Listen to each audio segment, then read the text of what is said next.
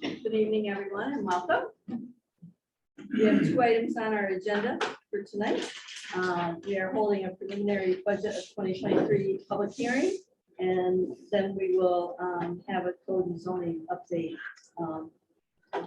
presentation.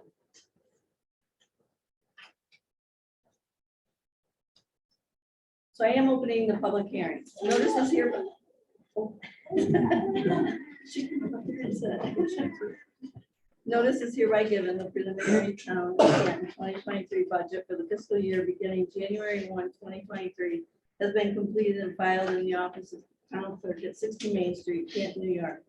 It has been available by inspection by any person during regular office hours. Further notice is hereby given that the town board will meet and review the budget and hold a public hearing thereon in person and virtually via Zoom on Monday Monday, November 7th, 2022 at 6 p.m. and that at such hearing, any person may be heard via public comment in person or via Zoom. Written comments were also able to be sent to myself. The proposed salaries of town elected officials are hereby specified as follows. Supervisor, $16,900. Council members, $5,801. Highway superintendent, $66,628. Town clerk, $45,500. Town justice, excuse me, $31,232. Town budgets are layered and complicated with 7 different accounts. The process of creating a town budget is for the town supervisor to collect town department requests for consideration. It is the duty of the town supervisor to present a proposed budget to the town board for deliberation. We have held, excuse me, budget working sessions, and a few changes occurred to the proposed budget. This preliminary budget represents a $3,425,167 spending plan with a 4-cent tax increase in the tax rate from $2.83 per thousand to $2.87 per thousand, garnering a $1,144,127 tax levy. We are following the New York State mandated tax cap. A few highlights of the budget. Took us 1.5 years to negotiate a CSEA contract. As a result, a 3.5 wage increase for 2023, along with allocating the same increase for non-contractual employees and elected officials, is in the proposal. We need to return the assessor position to full-time. We must get all the data collected in anticipation of doing a full evaluation of all town assessed properties. We have about 3,900 properties and the information needs to be updated. Our assessor has worked very hard and the county real property office has assisted us with that. Changing the confidential secretary bookkeeper to full-time is important because of the substantial increase in duties in the supervisor's office, especially the impact of solar projects. Fulfilling several department requests to meet the operational needs of their departments was critical as well. Preparing for a capital project purchase with the village in anticipation of building a new municipal building has also been incorporated. This will maximize the federal ARPA funds that we have received. Planning for the Stiles Ave property when Michael vacates the property at the end of March was also taken into consideration. We will be losing revenue from that transaction. Under special fire, due to discussions of the budget for the past work sessions, Councilmember Sanamore questioned my proposed fire protection allocations and the legality of fire department spending of town taxpayers' monies and if they could hold funds for capital purchases. All fire departments were required to submit budgets and the list of firefighters as part of the town budgeting process. My proposed budget allocated the following: Canton Fire, $117,300. This has been the same for the last 5 years. Morley Priorities in Rensselaer Falls increased from $47,500 to $50,000. We have steadily increased allocations for the smaller departments for 5 years. Financial obligations to Canton Fire needed to be put in writing way back in 2018, and we needed to fulfill those obligations. That's exactly what we did. Contingency line was 15,000. This represented 282,500 on the tax warrant. After review of the fire department budgets, Mr. Sandamore recommended to decrease the Canton Fire Department by 35,300 and put it in a contingency until we got a legal opinion from town attorney Eric Gustafson on holding of funds. We received his opinion, and it is his counsel that the town board does not have authority to dictate fire department spending because the town contracts with departments for fire protection, and the town law cited pertains to fire districts. The only fire district in the town of Canton is Neely. The town board will need to decide how to move forward with this account. I am opening it up to public comment. I ask that if you would be so kind as to go to the podium because the acoustics in here could be better, and we need to get your comments on record. I ask that you identify yourself, and if you could keep it under 3 minutes, that would be great to allow for everybody to speak. Is there anyone for public comment?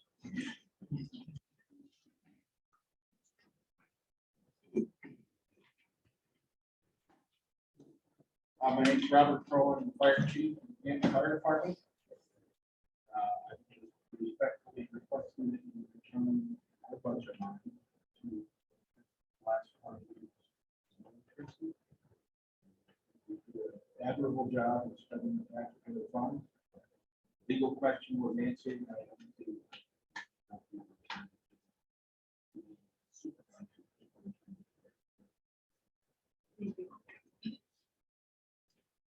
Anyone else?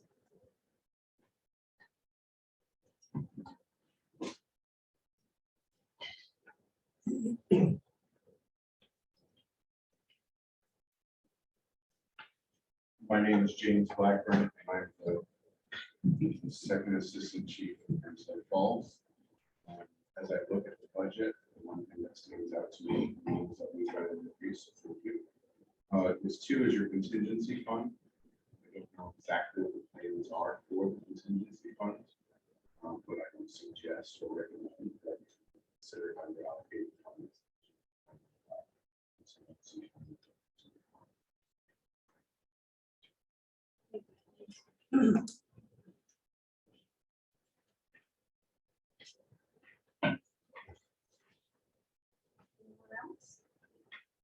Anyone else? My name is Mike Morgan. I am treasurer of the Canton Fire Department.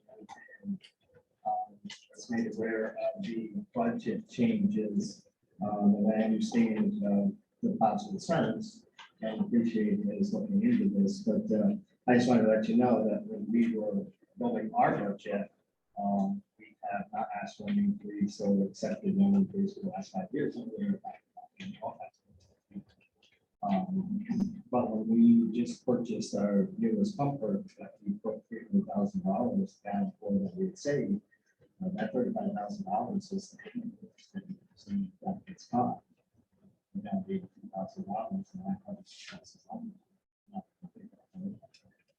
or we're going to pay for that fire truck because we're contracted, obligated to pay for that fire truck. That's a separate revenue, because of something else in that. I respectfully ask that you please support put that $35,000 back into the budget. I think that over the years that the fire department working in issues that come up from money as well as we work around to resolve those issues. And I think we can sort of listen.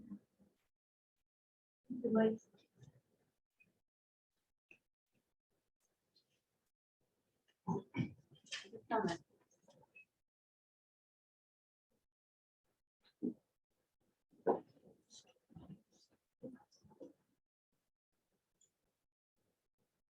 Anyone else?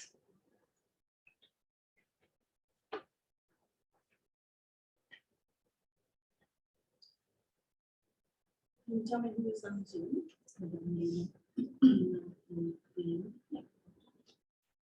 Let's see.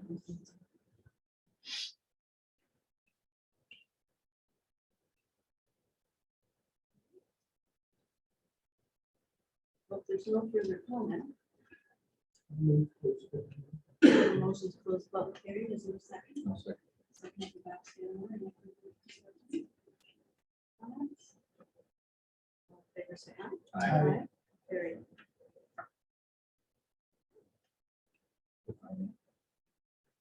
Absolutely. So when I looked at all of the budgets, I looked at Canton's, Pirates, Morley, Rensselaer Falls, and of course, looked at them all in regard to their budgets and what they spent. And every one of them, and thank you for that, by the way, appreciate that. Everyone who sent it in, my thought behind the budget lines were based on the appropriations that were given to us, the budget lines that were spent. Originally, my thought was 82 for Canton, 50 for the rest of them, as the supervisor actually had put in there. I dug a little deeper, frankly, and I looked at lots of things, including 990s. And Canton has a very healthy 990. So while I appreciate the comments and the thoughts, I guess what I would like to do is amend my original thought and adjust them up similar to Mr. Blackburn's comments. So I'm going to propose a change to the warrant, to the allocation of the warrant. I have written it down here, so I have it for everybody if they need it. The 50,500, we really can't put into a contingency because it legally has to be spent. The warrant has to be spent. That's not an option. So my thought was add 12,625 to each department, which would bring Canton's up to 94,625 and the other three departments to 62,625. And again, it's based on what I see here and what I see in Canton's 990. So that's my thought. Is the board interested in entertaining any changes to the year budget at this time? I would like to see Canton's amount restored to the 170. In my opinion, there's three things that town taxpayers can actually see for their tax dollars. And it's part of their quality of life. They want to save highways, recreation, and quality of fire and rescue services. With that being said, I'm not in favor of cutting any funding to any of the fire departments.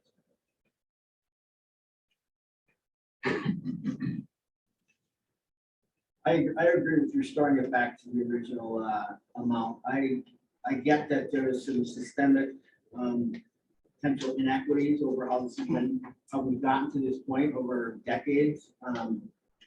But it's a little late in everybody's budget cycle, I think, to pull the carpet off from anyone. And I think, if anything, I'd say they should put everybody on notice that once this budget is adopted, discussions should start again as to how to address the inequities people feel that there are, and not try to play games here at the end of the budget. And like Marianne had said, we've been trying to bring up our contributions to the contracts to the smaller departments. But outside of Pirates, the Village of Rensselaer Falls Department is a village department, and as of right now, the town outside taxpayer funds a disproportionate amount of that village department. And Morley has a fire district, so they have their own second source of income. It's really Pirates that really relies on town outside taxes to pay their bills. I think a wider discussion is necessary, but I'm ready to move forward. I also agree with what you said about a wider discussion. I've been made aware lately of a Fire Protection Task Force recommendations from August 5th, 2019. I'd like to see us use that going forward as well. There's 5 different recommendations in here that can actually be touched upon and discussed with the department.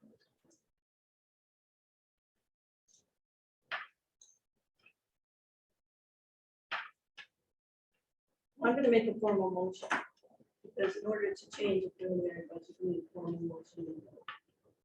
And this is what my proposal is. My motion is to change the preliminary budget of special player allocations for fire protections to the following.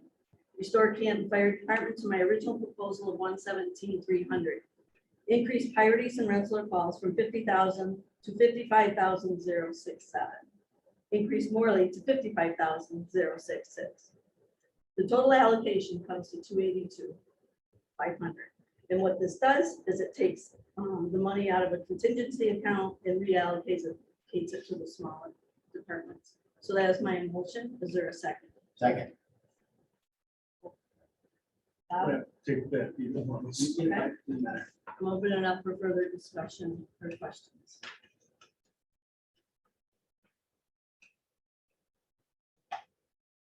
And I agree with you, John.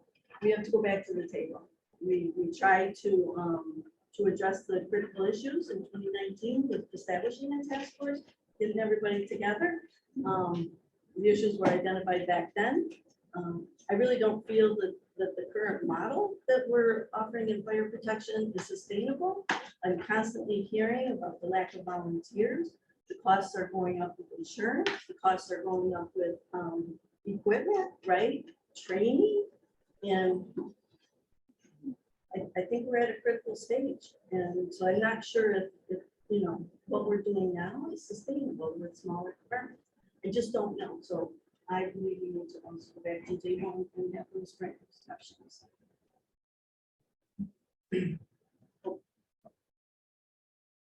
Okay, so there is a motion and there is a second. So I'm going to take a vote. All in favor, say aye. Aye. Aye.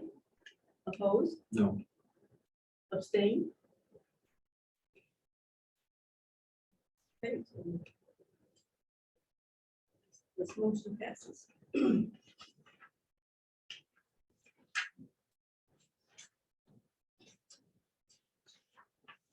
Okay.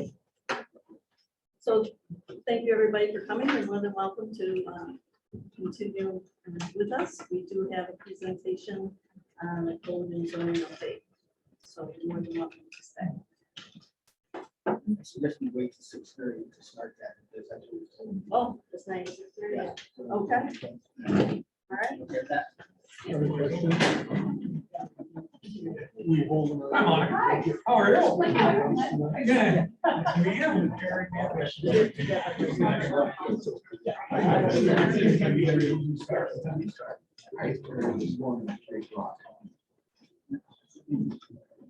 I usually start like 8, 9 o'clock at night.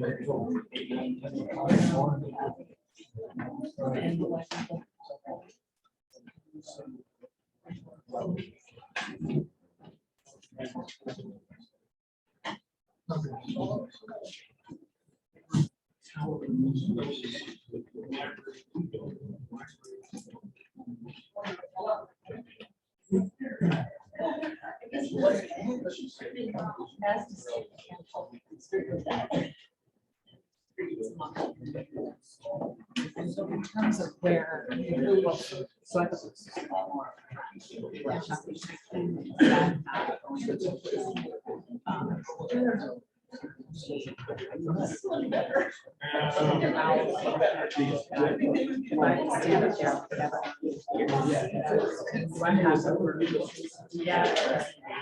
just talk about. Like, are you just? Yeah, like I was thinking of standing like here. Oh, yeah. Yeah, okay. Oh, yeah. All right, and then for the other. I gotta be honest. This is more of a workshop with also the planning and zoning board. Something that. I mean, you got, I don't know. I'm just- So that they can sort of bring You people want to around. change it here? We don't have. I mean, to go through- I'll go through it first. You know, workshop wise, it's more of a roll up the sleeves. I mean, I'm gonna give my overview of where we're at, but then Anyway, so I just didn't know if you wanted to. Oh, yeah? Where you going? Some sort of a joint thing. Oh, yeah.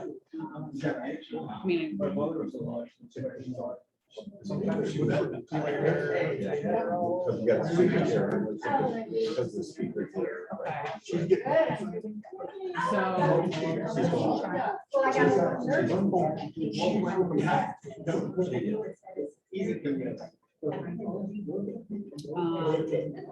maybe then. One of the many emails. That's what I'm going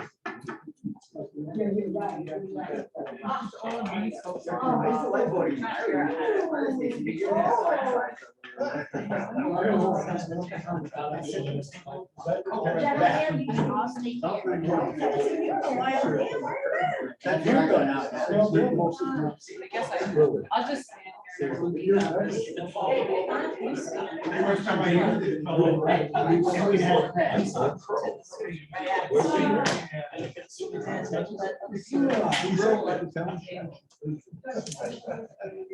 Everything? You didn't see much everything, events out there? All the time. I just gotta get the communication guy. We have something, we have Becky thing something. He put it, supposed to respond on the first.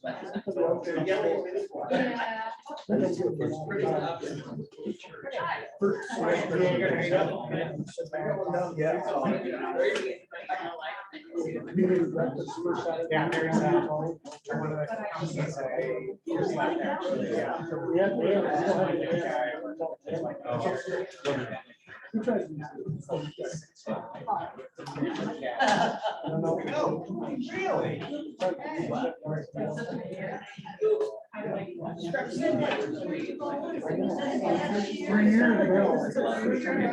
Aaron's doing stuff for you, isn't he?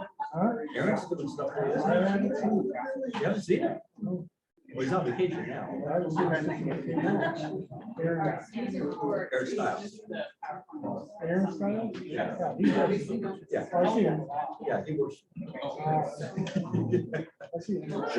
Yeah. But I found my son, lady, What's that? I just came to the end. Oh, right. Sons and ladies. Son. I can get about 4 people. Oh, right. So we're all over. Right. We don't have to. We got 88 minutes. Right. I was gonna say, that's right. Yeah, well, last week, since last week, we actually picked up on it, so if you're back in, there, I think, I don't know, enjoy it. Say my parents are, my father is, my brother is, my brother is. Don't we have fun?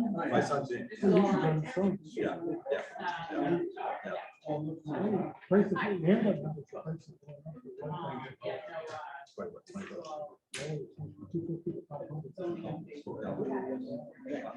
Our folks, you know, we don't have to. That's good. Let's use this. That does. That does.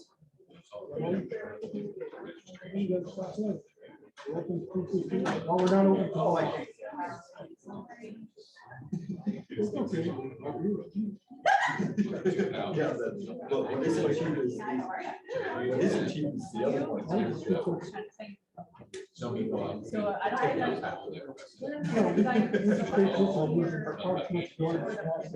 I know. So we watch this. Village meeting. People don't have a whole lot of fun.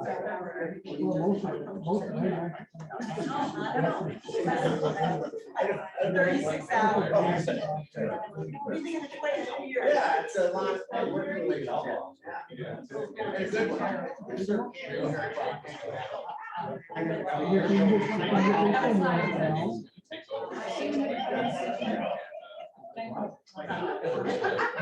Like the last year and then stuff. It's only enough.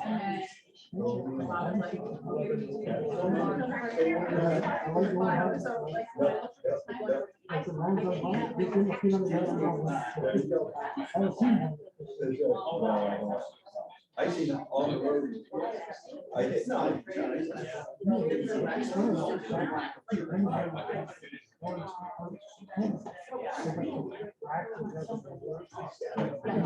That's the breakfast. Working in my house.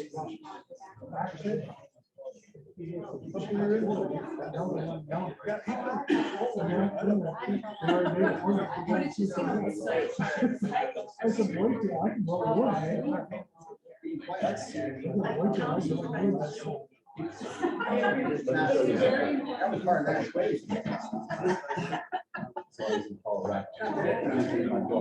This is the one. Oh, yeah. Oh, no.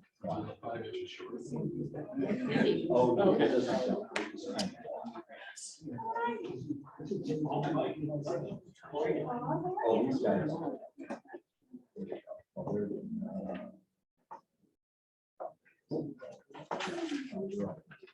I'm like. They do. It's a community. No, you can't. Actually, can't.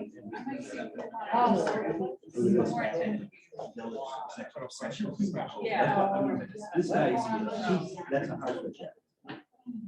And that's streets on the deck every single day. Yeah. Every single day.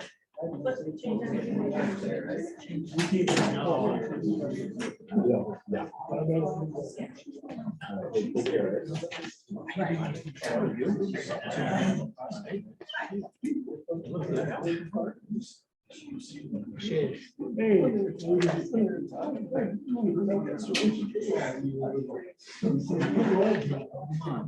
I don't know, I'm just saying. Jim said I could find you work. Pull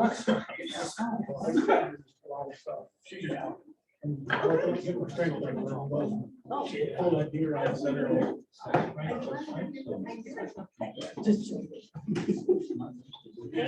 want to get it? I don't run anyone. Well. I don't know if fast I'll walk try anymore, to but I know, I know. Sure. Would you like to run the number chairs? I'm just running. What's that? I'm just running. Ziggy. He wants, no, Oh, absolutely. Yeah. no, she wants to be on the board of assessment. I don't have a plan. I heard you getting a 13 years on the planning board, but that's not. Or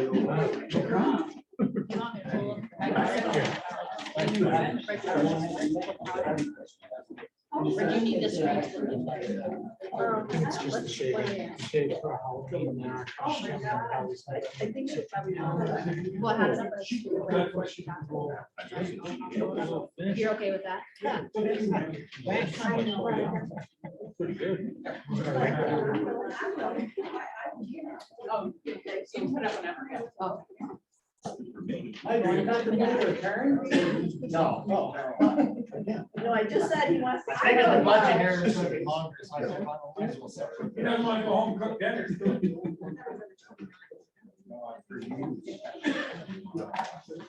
Hey, man.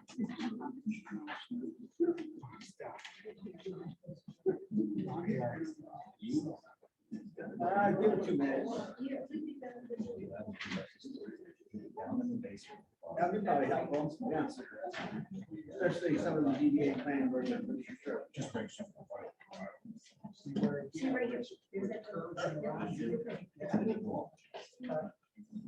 Okay, we'll get started in about 1 minute. Okay? Okay, I'm gonna have everybody. So I'm gonna be doing a presentation here, so for anybody that's parked right here, that just so you know that there'll be a presentation on this screen. So I just, yeah, you guys can move whenever, because this is a more informal, like, workshop, roll up your sleeves event, so you don't need to feel like, but I just don't want to have to swivel your neck to. Oh, you can stay there. I'm just, it just might be more awkward to actually see the screen if you're, that's all. What's that? Like on mine, I'm trying to get rid of this. Oh, I'm here yeah. today, so. Yes, Ray. I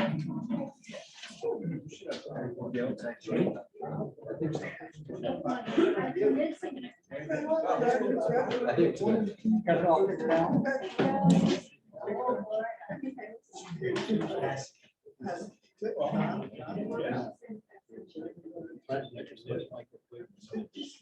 Okay, oh, wait.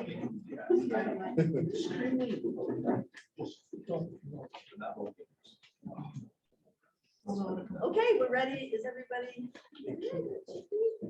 Mike, if you can just wait a minute, we're gonna do everybody first. Thank you, though. Okay, well, we're here. Ryan is here to give a zoning update. It's the town board's workshop. But before we do that, it would be helpful maybe to do some introductions because a lot of new faces here that maybe not everybody knows. So, I'm Washoe, Deputy Supervisor, and I'm the committee for the update. John Tyler, Town Council. Mary Ann Ashley, town supervisor. Bob Sanamore, Town Council. Jim Smith, Town Council, Committee Update. Number. Heidi Smith, town clerk. You want to start? John Casterly, Town Planning Board. Matt PD McGuire, ZBA Chair, and I'm the update committee. Bill Myers on the Planning Board. Ian Keller, Planning Board. Thank you, Bob. Mike Martin, Board. Sure. Legislative Board Officer of the County. NCA Zoning Board. I'm Margaret Garland from River Street Planning. I'm Monica Ryan from River Street Planning. Okay. All right. Thank you for coming, everyone. This is more of a, I'm going to do a presentation to sort of summarize what you have. I have also handed out to you.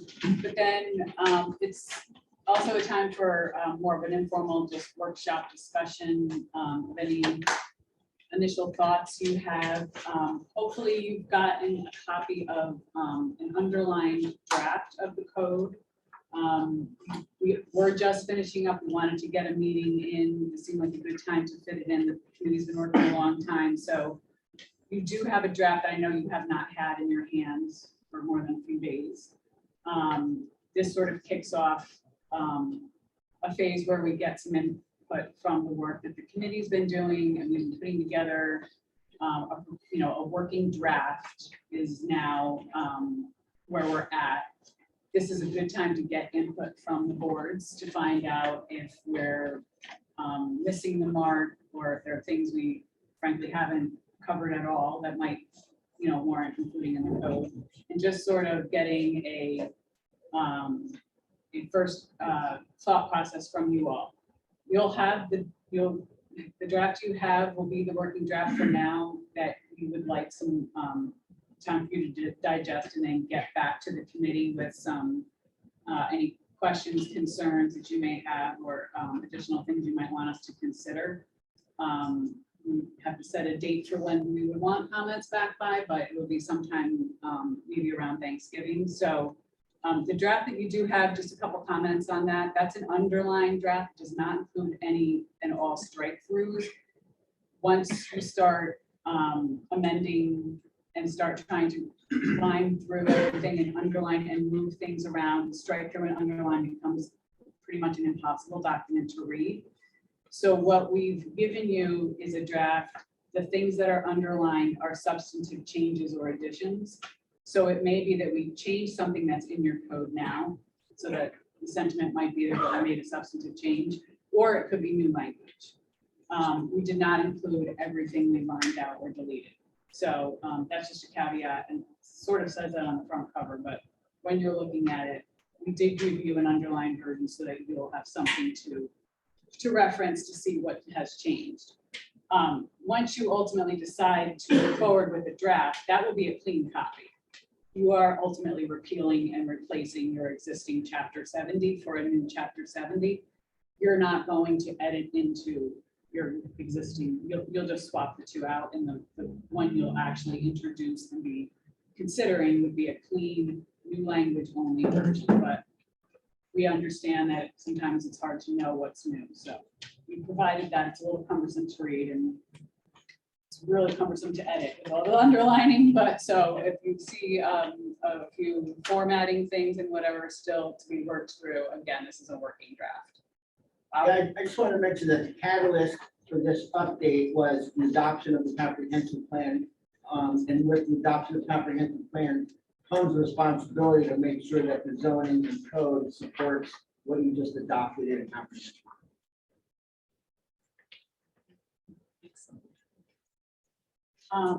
So we've made our introductions. So tonight we're going to just go over where we've what we've been working on. I'm going to give a summary of the changes, discuss next steps, and then hopefully have a discussion for anything you guys would like to talk about. Our project advisory, everybody has introduced themselves. I think the only person that's not here is Lee, but it's been a great group to work with, and we've had some really good in-depth discussions of a lot of topics. And I have valued all the input that, you know, when you come in and work, I've worked in Canton on projects before, but when you get down to zoning, you start to get in the weeds of some things. And so it's been a really good dialogue and many, many hours spent. So in fact, this process did start off, and I don't know if any of you folks were here for that. Some of the town board members definitely were. But in February of 2020, after doing an audit of your existing code, I did a presentation here to go over our thoughts on where you need to consider updating the code, and what my thoughts were on that. And then that was in February, and then we worked out a scope for doing that update, and then COVID happened, and then everything stopped. And then in 2021, the project got picked back up, and we've been meeting good portion of 2021 and 22. I counted at least 20 Zoom meetings on this project, so there's been a lot of time put in. Minimum 2 hours. Yeah, a lot of, right, most meetings at minimum 2 hours, so it's been a big investment for everyone. So our charge, as Bob mentioned, first and foremost, you did adopt a new comprehensive plan in 2019, and the zoning does have to reflect the goals and vision of your comprehensive plan for New York State town law. So this is the next step, and it is in the right order in which you should be looking at things, is to now go back and look at your zoning to see what might have changed. And then beyond that, though, you know, you have been tweaking and updating your code piecemeal as needed for the past couple of decades. And you have made some important changes, or it actually also introduced local laws that are separate from zoning, but really could be in zoning. So you've been making changes, but you just haven't done that comprehensive update to your code in quite some time. Well, actually, probably since its inception. So our goal on this was to strengthen and protect Canton. Thinking about the future and some sustainability considerations, and then addressing new and emerging issues. There's always something new happening. There's always a hot button issue, and you know, so addressing some of them in zoning as we come along, and trying to anticipate those things you haven't thought of yet is one of the bigger challenges, honestly. One of the critical elements that I identified when we looked at your current code was the fact that your code doesn't actually have any definition section. There's about 10 definitions in the old code. Everything else is a cross-reference to an existing planning organization glossary of terms, which doesn't actually have just one definition for any one term. And so that's an unusual situation to have presented your boards with, and very difficult actually, I would think, to use, because every time a different composition of the board may change, you may pick a different definition in that same glossary. Codes really should have their own set of definitions. It's a really, really important part of actually a zoning code. So to be honest, I think one of the most important things we did for this whole update was just adding a definition section, which is 28 pages long. A lot of devils are in the details of the definition. So that was definitely one of the things we were focused on. Otherwise, just ensuring that uses that are preferred or generally accepted by right, shifting away from use of that special use permit and making projects that you do want to get accomplished, making them easier to get through the permitting process. There are other ways to review projects that don't require special use permits. So I think a lot of communities use special permits extensively in a lot of the 80s and 90s codes. There's, and potentially they've been overused. So we, like many codes, are shifting a bit away from that, and anything that really should be allowed as of right, allowing those things as of right, but then including if there are standards that should help make those less impactful, just including those standards right in the code. That will eliminate a public hearing, a review process that might be unnecessary. Certainly, there are still places for special use permits, and there are other ways to review projects like site plan review. And then lastly, these two last things go together, basically making sure the boards have enough information to really be able to review a project. Codes that are brief and leave things as for boards to guess as to what is intended by provisions is not helpful. So more detail provides an easier guiding document. And so we did try to put that in place in a variety of places, which you'll see when you're looking through the code. You'll see kind of really beefed up sections on like off-street parking and signage. Part of that is to just make it so it's clear of what you're expected to be reviewing. And then that also clears up expectations for the development community. And they are not guessing on what you meant by that provision. So I think both of those things go together and sort of the vein of our thinking in doing so.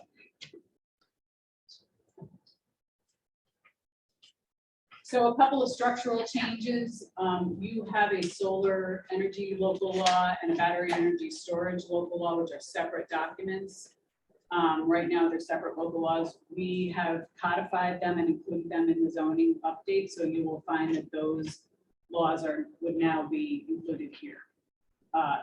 As a, the town board will probably have to do something to either repeal or replace the original local law so that this is now just found in zoning, just as a process issue when you are considering, adopting the new zoning. But you will find they were very similar to your local laws that you adopted. I had to reformat them to work within your code because they were not formatted the same, but otherwise it's essentially the exact same thing that you've already had on the books. We've used schedules or tables to convey a lot of material that were in list form in your code currently. So I think there are 5 tables in your code. Almost all of that was previously in list narrative form, so that in theory should be much easier to read and find things. And in some ways has shortened up your code. So you'll notice that change.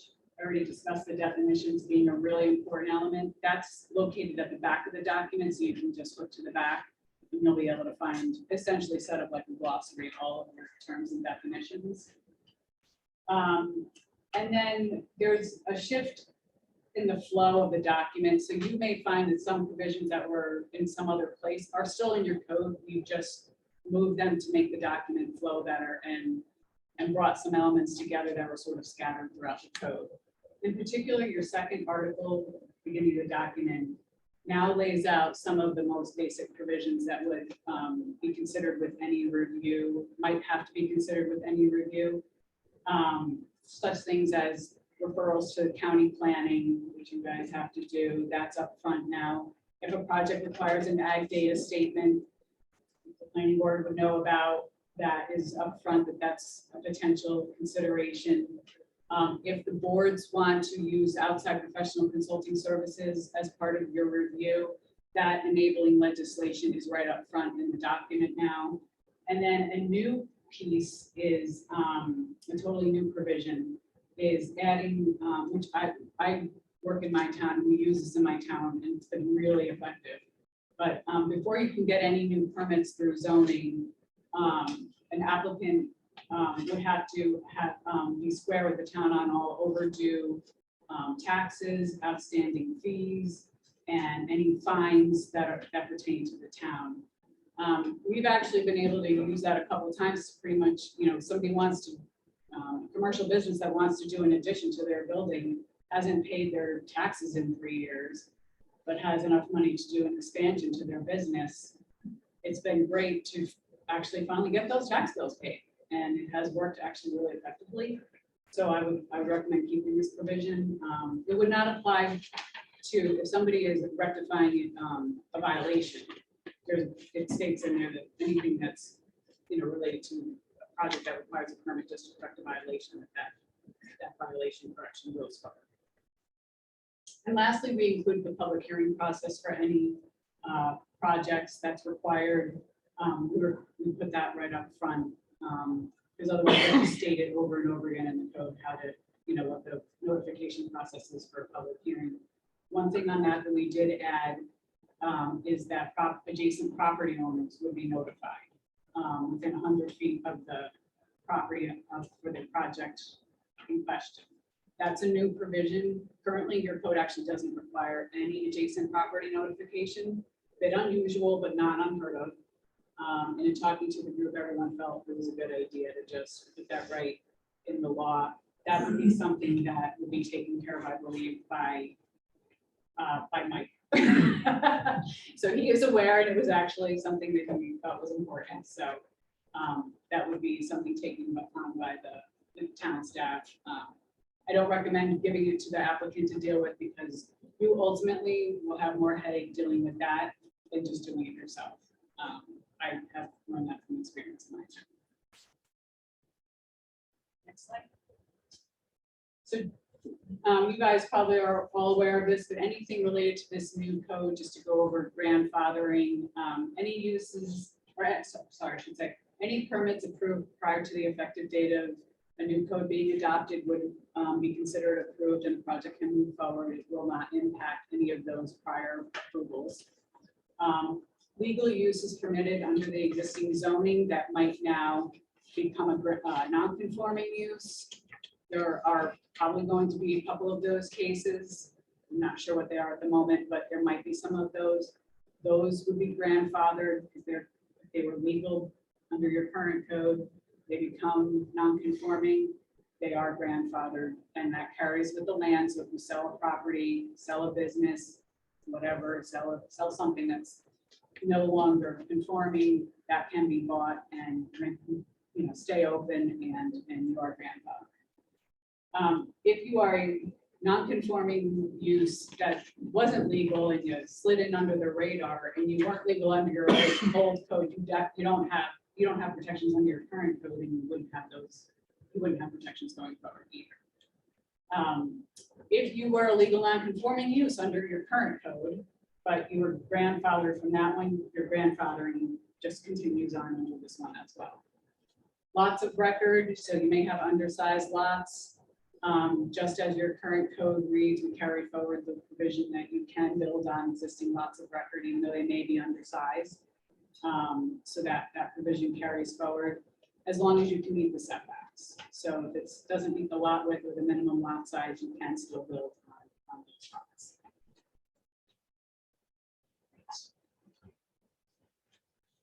So this is, I got a shot here. This is your current zoning map on the left.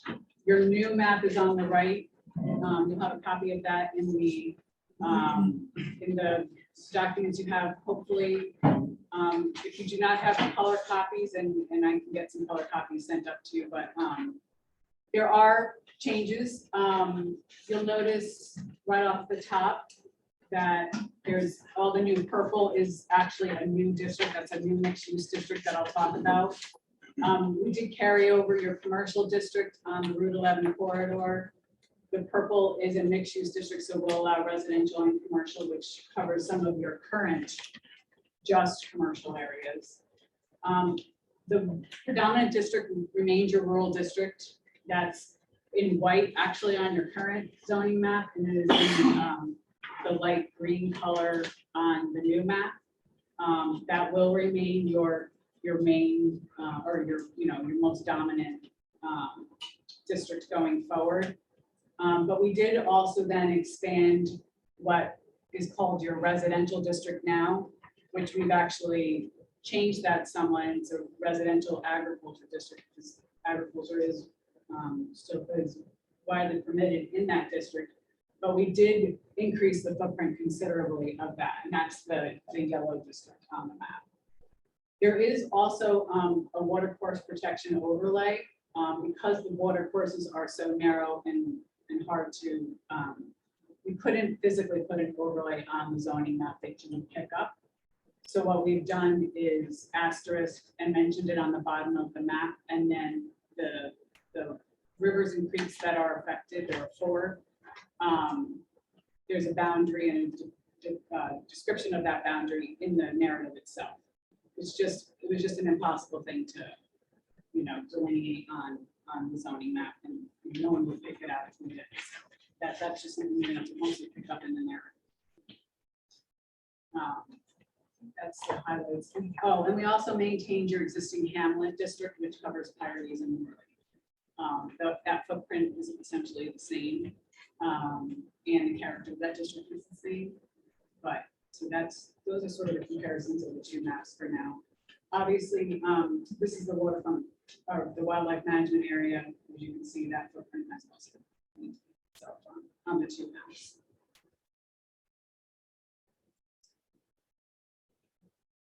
So some changes that sort of permeate every zoning district. I'll highlight other things about them, but these are kind of common themes in most districts. So I just thought I just cover them right up front, so I don't have to repeat that these things are in each district.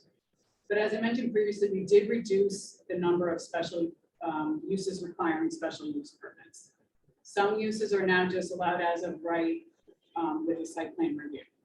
And there's, I can go over some exemptions to site plan review as well. But so you'll see fewer uses requiring that special use permit. We've added a lot of uses to the list because it's more comprehensive, leaves less guessing as to what that use encompassed. And there was also just new uses, things you didn't think of when this was first drafted. So, and you've been adding some things over time, we've added even more. More lists, a more thorough list, less to the imagination and interpretation. Across the board, the code states right up front in section 5 of the code that ag uses as defined by ag and markets that are located in an ag district, a county ag district, are exempt generally from the provisions of this code. We started to include that everywhere where we thought agriculture would come up, and we were basically repeating that statement over and over again. So instead, we've included it right up front. If you're meet the definition of an agricultural use by ag and markets, which that definition grows every day, and you are located in a county ag district, this code probably doesn't apply to most of your activities. If you're doing things on your property outside of what is defined as agriculture, even if it is on an agricultural property, you would the code kicks in. So if you're doing you have a car service garage on your on a property you use for agricultural purposes, but you're really you own a body shop on a farm. That's under the code. So it's within the confines of your ag uses. So that is stated up front, and we chose to put it there. I think it does get repeated somewhere in the code as well. And then on housing, we've created several more housing options that anywhere where residential uses are allowed would apply. So I actually think this applies to every district, even in the commercial district. But generally speaking, we've added the ability, and part of this is the movement to age in place, having parents and younger generations staying on properties, affordability. All of these things are playing in zoning very heavily. In fact, the affordability issue is coming up in many facets of state policy, local policy, et cetera, in terms of how zoning should affect zoning nationwide. So how zoning should affect housing nationwide. So we tackled some of that in this code.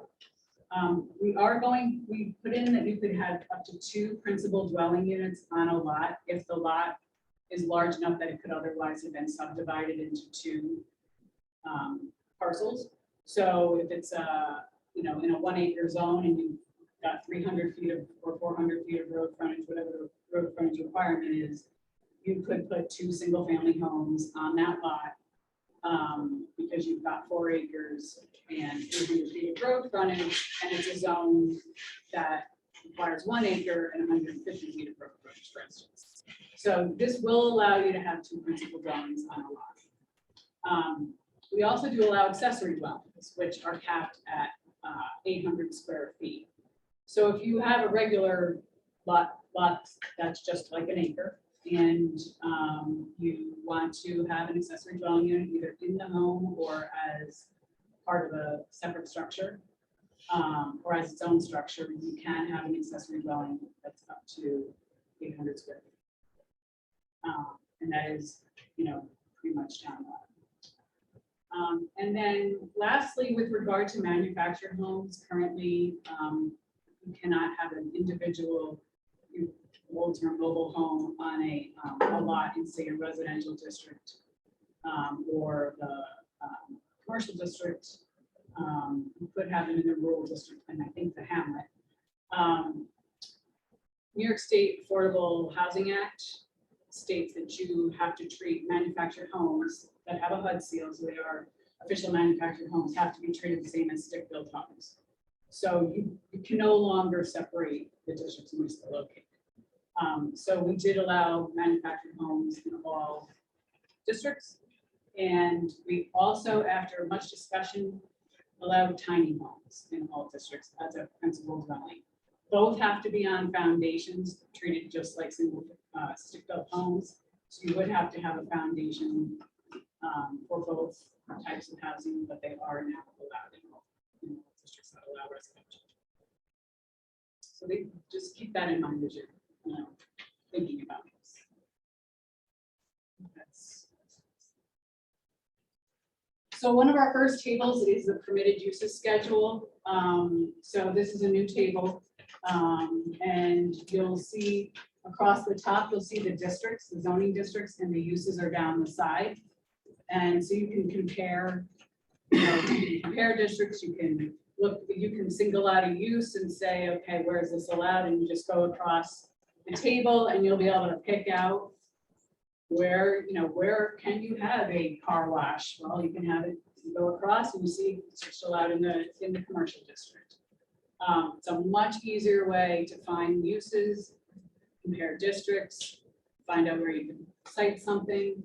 And it's more or less the way you'll see most codes developed these days.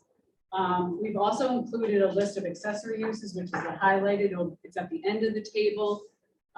We've included that because in a lot of districts, the uses that are allowed to be accessory are exclusively can only be accessory in that district. Very common in residential zones, where something that's a principal use is not necessarily allowed to be an accessory of that. So you couldn't have 2 principal uses essentially. Just make the other one slightly smaller. There is typically a list of accessory uses. So we've got a full list and where those are permitted. And the only thing I will say about that is in the commercial district, any use that's a permitted principal use is also could be an accessory use. And that's actually written in the code as well. But otherwise, you'll see you'll see a whole list of accessory at the bottom. The last column over where I circled there, that's additional regulations for specific uses. For instance, that's your windmills, your solar, your adult uses, all of those. You have a whole bunch of them now kind of scattered throughout your code. Of course, you'll have a use that has additional regulations. Some of it's in your special use permit section, some of it's under supplemental regs. All of those additional standards that might go with any of these uses is cross-referenced in that far column to let you know and let the reader know that they can find those additional regs at such and such a section in the code. That helps to alert people that there's more to it than just, yes, go ahead and have them just car washes stuck in my head now. But yes, you can have a car wash, go do whatever you want. There might be regs that go with that. So you would go to that section to see what else you have to do. All right, so this is a more of a format change, but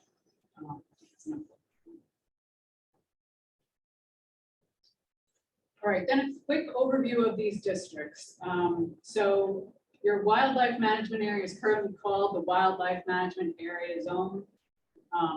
We changed the name to Open Space Recreation, and the intent of it has been expanded for future thoughts on where you might have either conservation lands, land trust lands, open space open to the public that you don't necessarily have now in the town, but might want to be, that you might want to put in this district in the future. So we did expand the intent of it, but right now the only thing still in that district is the wildlife management area. So that district really is unchanged in footprint, but the spirit is a little more open-ended to future use of it should the town decide to use that. So we would have to do a zoning amendment, you know, to obviously rezone the properties at the time.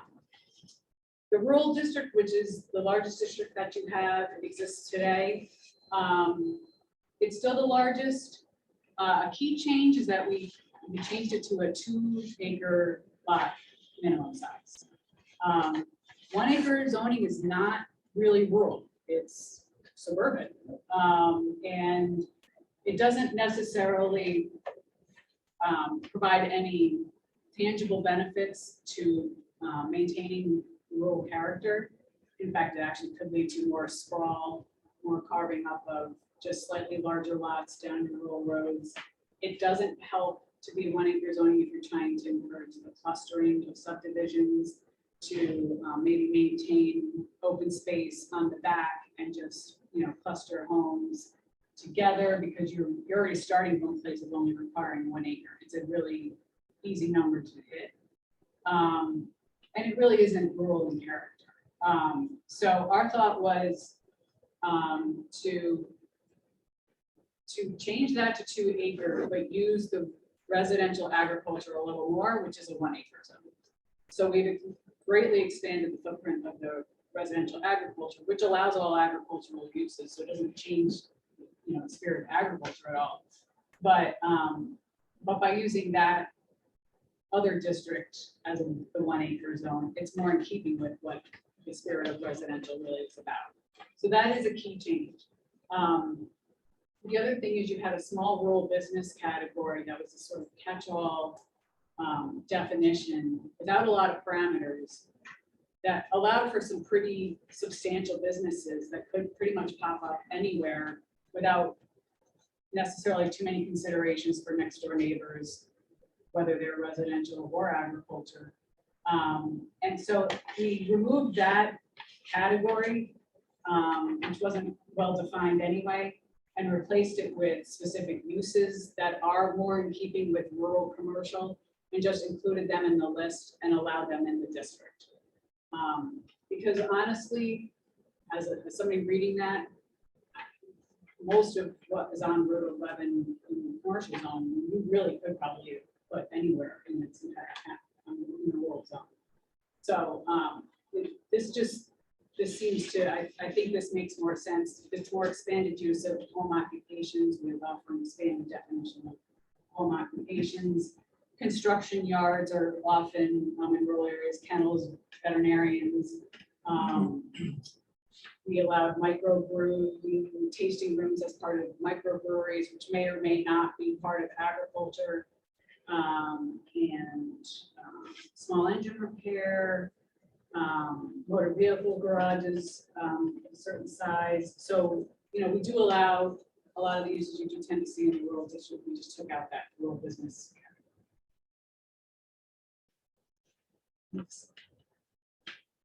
Okay, so then the other district is the residential agriculture, which is by and large your residential district. However, we did expand to allow more agriculture than is allowed in your current zone, which was actually fairly restrictive of agriculture unless you were in an ag district per se.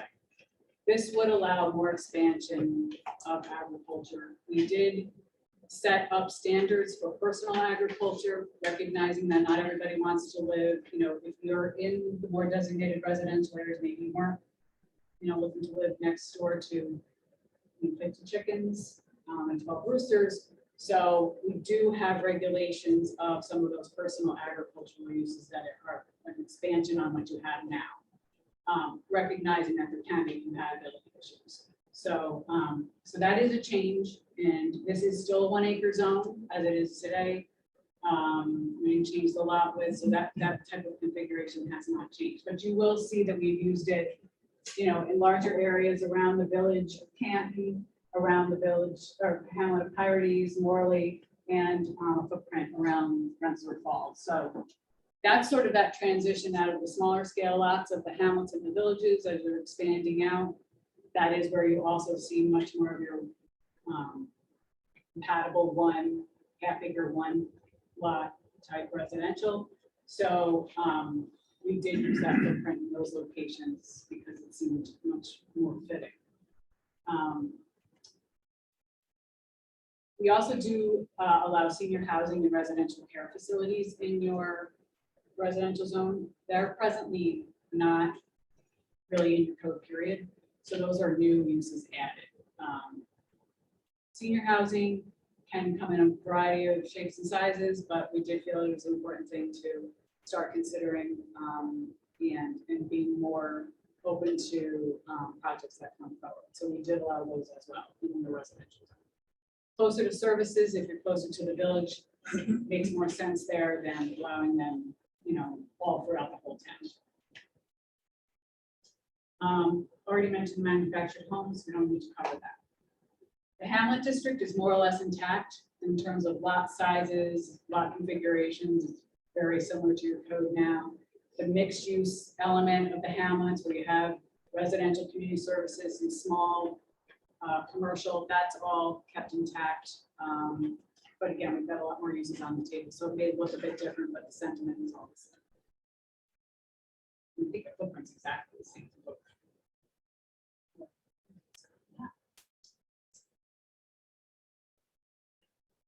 So in the new district is the mixed use district, which is the purple. It's adjacent to the village of Canton. It is intended to be sort of a transition out of the village where you're most likely to see properties that might hook into services. Obviously, a lot of properties that manage to the village, but for larger scale property, for larger scale projects, but it is that transition out of the village that we thought the mixed use allow compatible housing and commercial uses, community service uses. You know, in some of these pockets or those wedge areas where it's village here, town here. So it's also filling in those gaps where the village footprint has expanded in kind of configurations. And some of these areas were zoned commercial currently. So that just absorbs that, and those uses are allowed. If you're hooked into sewer and water, the lot size, minimum lot size is allowed to be reduced by at least 50%. So you could theoretically have half acre lots in this area if they're hooked into services. We do have some design guidelines, generally speaking, that would apply to this zone that I think would help with some of that compatibility between housing and resident housing and commercial. So that's our one new district. The commercial district is very similar to your current commercial district. It's more auto oriented Route 11 corridor that we focus that on. Your current zoning has a on Route 11 South. On the east side, the non-railroad track side, it's above it. The commercial zone is a depth of 800 feet off the road, from the center line of the road. So that's a fairly shallow amount of land that you can use for commercial. Most of these are still larger lots that you don't necessarily, the committee agreed and I agree after. I hate splitting lots. It goes against my nature for all my zoning. It's don't go to the back of the lot. Use a whole lot. Do not split lots. But sometimes you just have to split lots. It doesn't necessarily make sense to incorporate hundreds of acres into a commercial zone or whatever zone.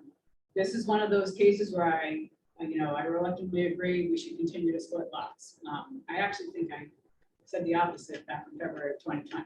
But after looking at this now a lot, I think it's the only option. We looked at different depths to see what would create a good critical amount of land available to do some development.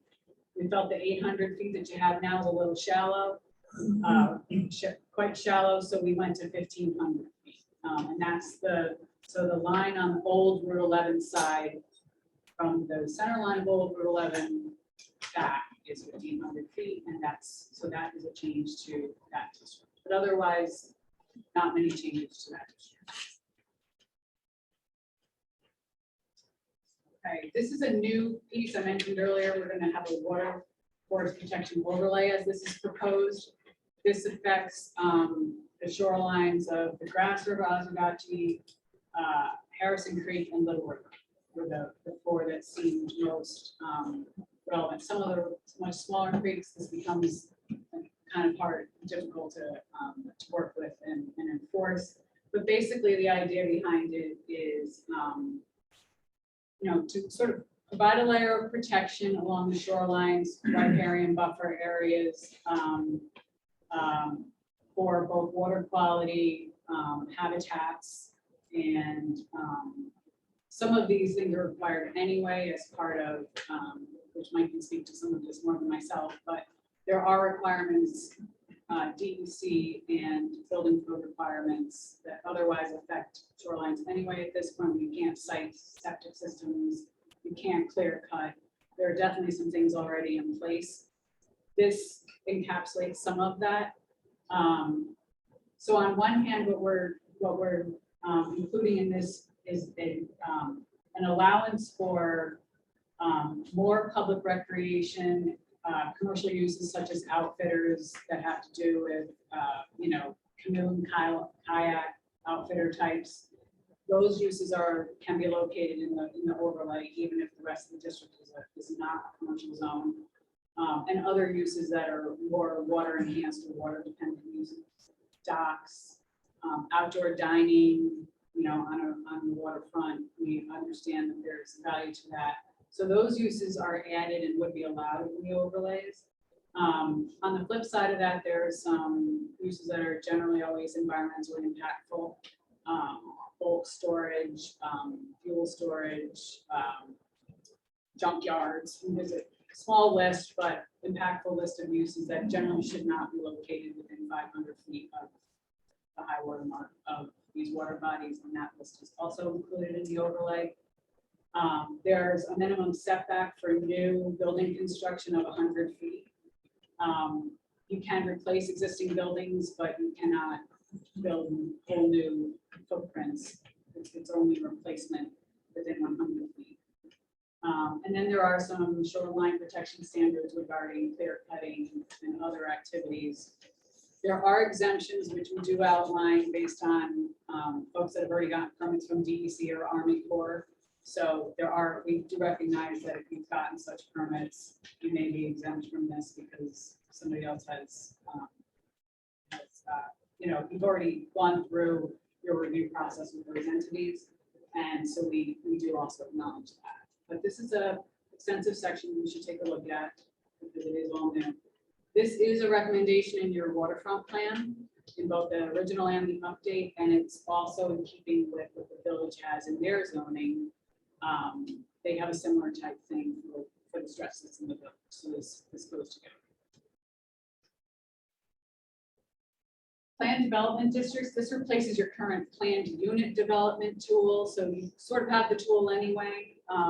We just have updated it. The new terminology in the world of zoning is planned development district.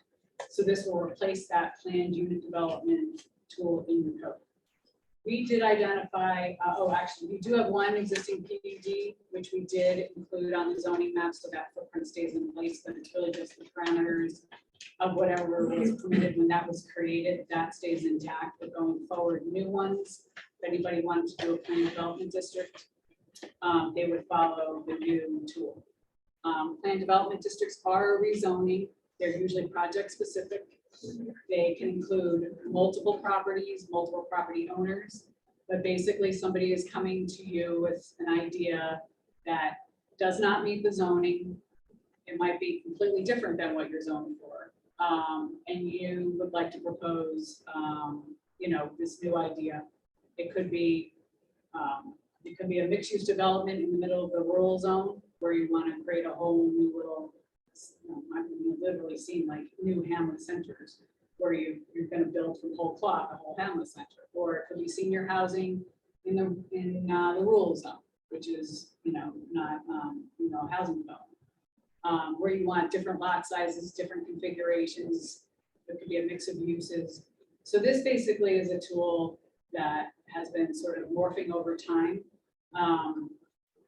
And most codes have developed a much more elaborate process because when it first got created, everyone just used it to spot zone properties and then run zone.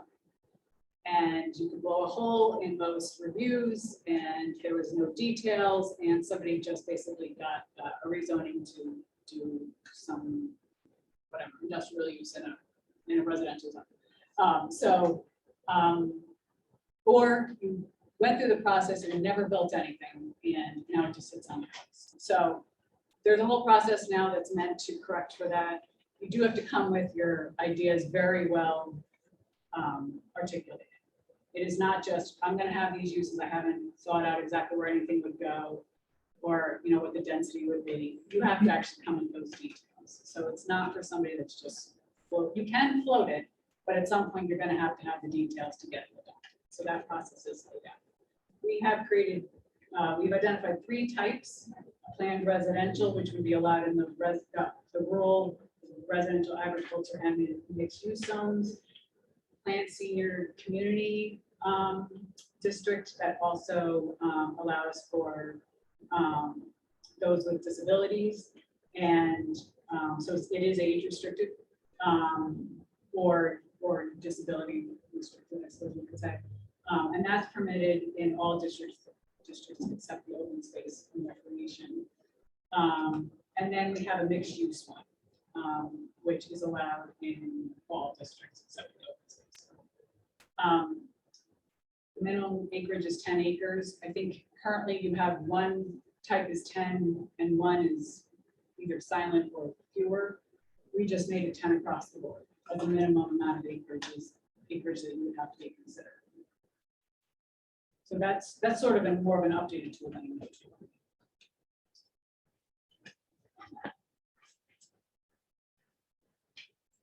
Another new table you'll have, that's the second table is your Schedule B.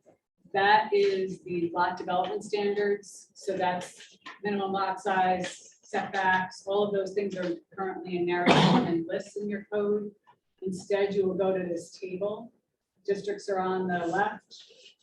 The characteristics that you're considering are across the top: minimum lot size, frontage, setbacks are all similar and to what you've got now. I've already mentioned the 2-acre change.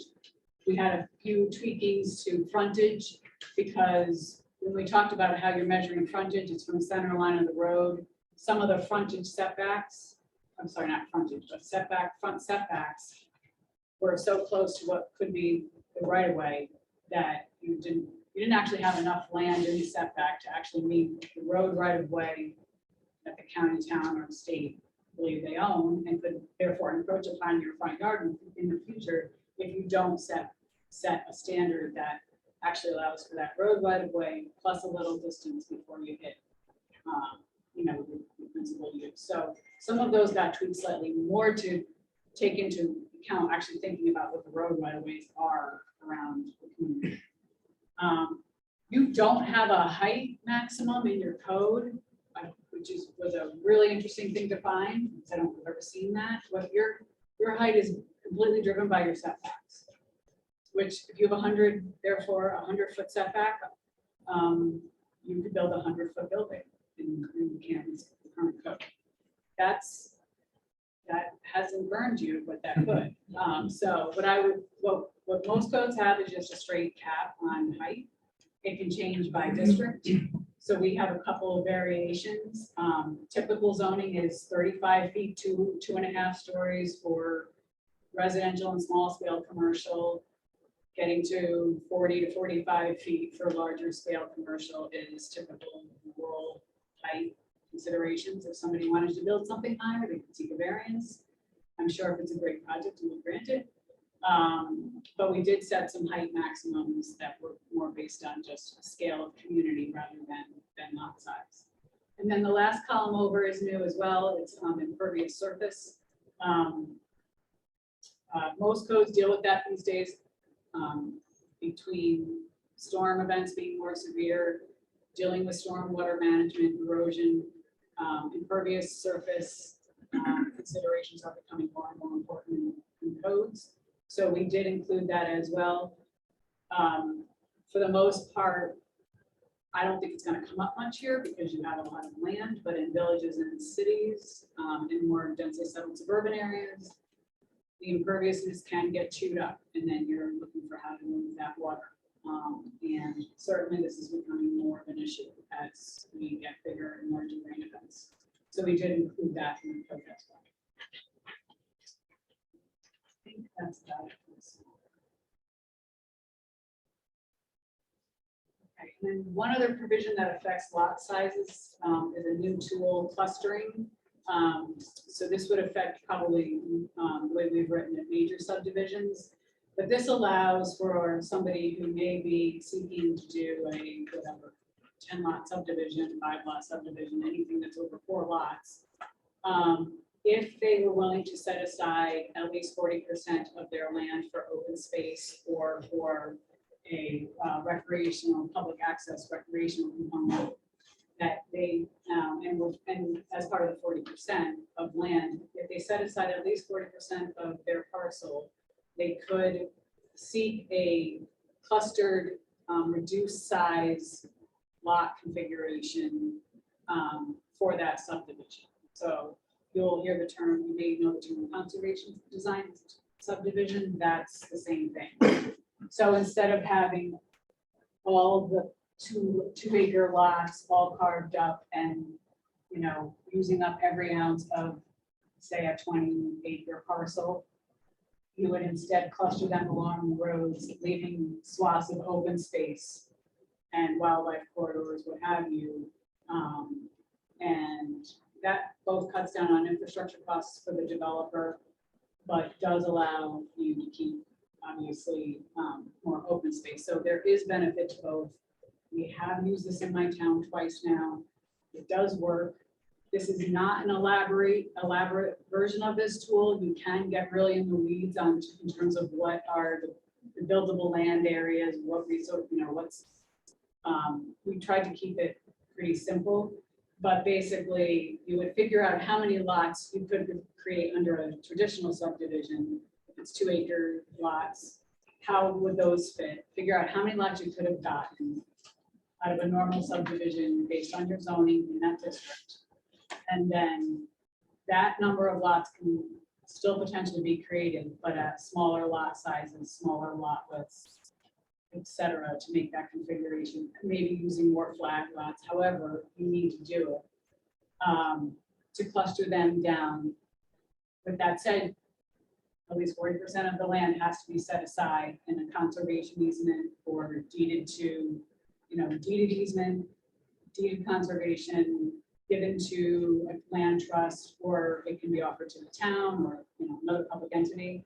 But you, an HOA could also take it as a larger subdivision project. But basically, that land does have to be set aside for too. So it's not just, you know, you're not just giving away this bonus, this configuration. And then we did put some provisions in for some bonuses. So if you added an actual recreation component open to the public or wanted to set aside additional land, that you might get some bonus lots for that effort. So that tool is in the code. It would typically be in subdivision, not zoning, but we're not updating subdivision, we're updating zoning. So I put it in zoning. Move to the other. On that one. Additional regulations, this is that last column over on the first table. These are additional regulations for specific uses. This is where you'll now find solar and the battery storage law that you got separate. This is where your cell tower law is, junkyards, not law, but standards. You have some provisions on gas stations, kennels, campgrounds, adult uses now. we've added to that list, so this is a significant section of the code. I believe it's Article 6, 7. So everything is now housed in one location. So this is where you go for all of those regs. Definitely take a look at it. We have added provisions for some new things. And some of these things you may say, well, why do they need, additional regulations? Well, like accessory dwelling units, there's a couple of things there. You're now allowing them townwide. So there could be some impact. So there are things you need to think about a little bit more. And that's sort of, I think, some of this was to address things that are just missing, but some of it is because we've actually had introduced a bunch of new uses. For instance, like the microbrewery use. If you're going to have tasting rooms, yes, you may be allowing them in the rural zone, but there could be impacts on neighbors if you don't carefully review those. If you don't think about hours of operation, parking, noise carrying, lighting, things like that. So we do have some provisions there. So definitely take a look at this section because there are some big adds to that. I will say your wireless communications, you had an extensive section that did have to be overhauled because there've been changes in the FCC requirements for how you can permit those. So that needed to be updated just to be compliant with federal law. So that change is not really negotiable.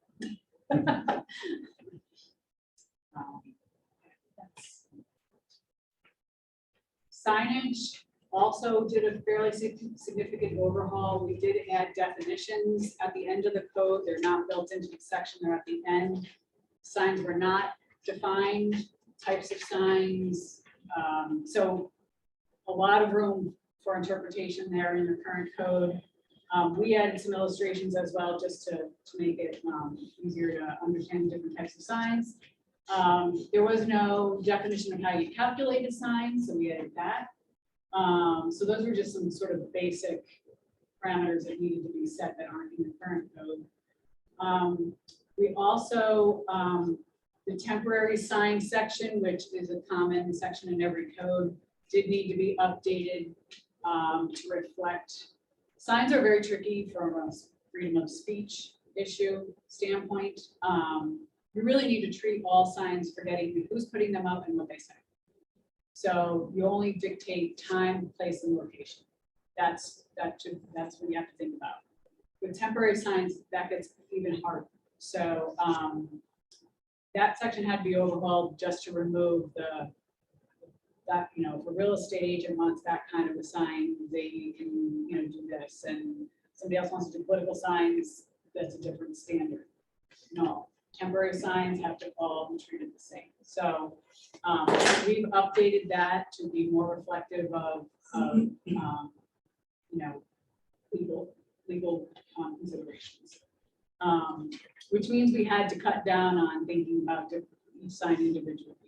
So you'll see one standard for all temporary signs in certain districts, and like in the commercial, we allow them to be bigger, but in all the other districts are the same, no matter what you're trying to convey on those signs. We also, we modified the amount of signage and sign size depending on the type of district. Right now, you just have one provision and it applies to the whole town. So a commercial sign size allowance in the commercial zone is the same as if it's in a commercial business in the rural zone. Doesn't matter that, and so, or in the residential zone if it's an allowed use. So that's unusual. Typically, larger signs where signs are businesses are competing for your attention are typically larger on commercial corridors. Auto-oriented corridors tend to have larger signs than hamlets or downtowns where people are walking or driving slowly. Also, sign clutter is much more obvious in smaller, densely settled areas. So you typically treat them differently in terms of size, even somewhat location.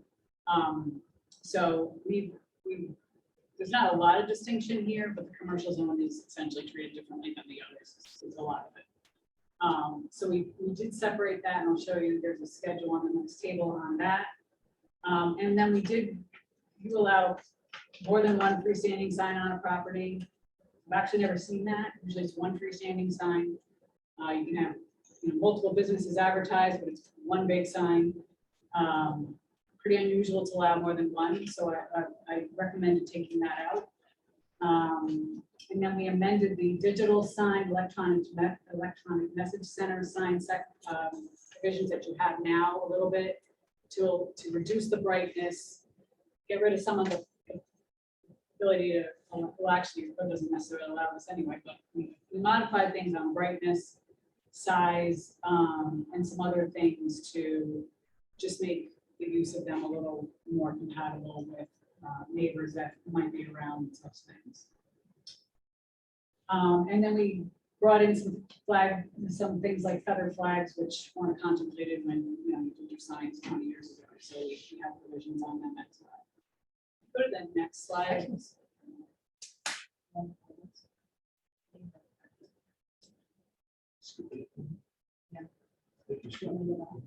Oh, you want to finish? Let me finish this. Yeah, I'm just going to show them. Yeah. So there's a table that goes with the signage. You'll see again the districts down the left side, and then the types of signs across the top, and it just has some standards.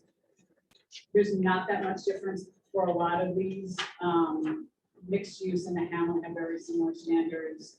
Obviously, in the rural and residential areas, there's just less signage. That's typical of codes. And then the commercial zone tends to be where you see the most of their signs. So they are separated out with some different features. So if you take a look at that, that is all new. Basically, this is typically what you have in codes. Yours was just pretty generic with a sort of a generic set of standards that just apply to the whole town, which is not probably one of the more unusual things about it. All right, so yeah. Okay.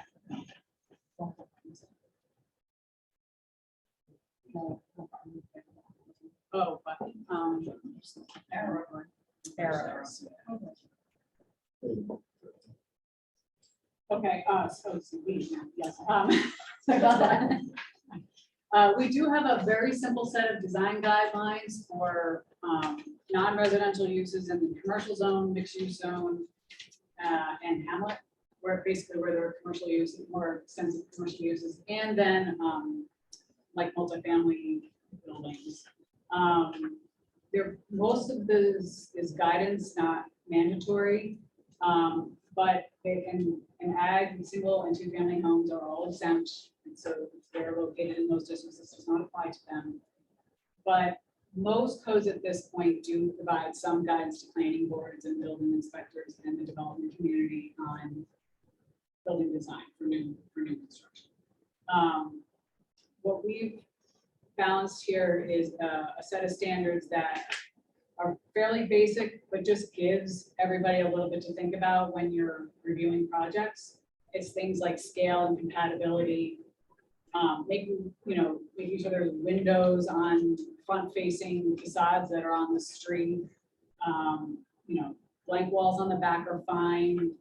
No architecture details or anything where no one can see the facades, but where the public is seeing commercial uses, we're very close to the road, adding a little architectural detail, adding windows, doors,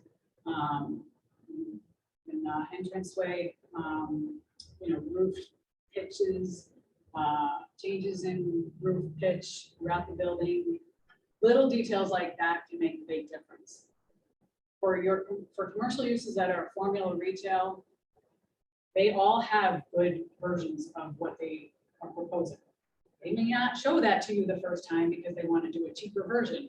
But if they've decided to come to your community, they've done all the market research, they want to come here, they have a drawer full of very nice looking buildings as well. And you just need to let them know that you're more interested in that. If you have no design standards or anything on the books, it's very difficult to get that from them unless they need a variance of some sort. So putting something on the books is important. In my town, our standards are similarly simple to this. And once we got one good Rite Aid, which actually is almost overdone, it's kind of remarkable. And there's so many peaks on this thing. It's actually kind of an overdone Rite Aid. But then when Dunkin' Donuts by the way, my community is way smaller than, it's much smaller. Everything's hammered. Then we just recently had a Dunkin' Donuts, and their first drawing was the nice one. We didn't have to like deal with the cinder block version first. They just went right to the nice one. We had no changes except the colors.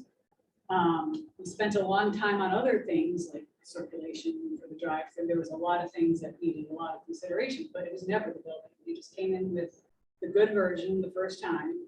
And I think it was partially because we have design standards, they saw that. And secondly, it was because they saw the Rite Aid across the street, and knew we weren't going to tolerate the cinder block, you know, screaming orange and pink Dunkin' Donuts colors. So it does work with just having a little bit of something on the books. And if nothing else, it gives the planning board something to think about when they're reviewing projects. So take a look at those. This is a new ad. And so definitely something to review there. All right, so okay, parking. You have parking, off-street parking requirements now for all the different uses. Some are missing, but generally speaking, you have a fairly comprehensive list of parking standards. The movement in planning and zoning is away from parking. Most planners and land use attorneys probably have overparked in codes across America. We're all acknowledging that now.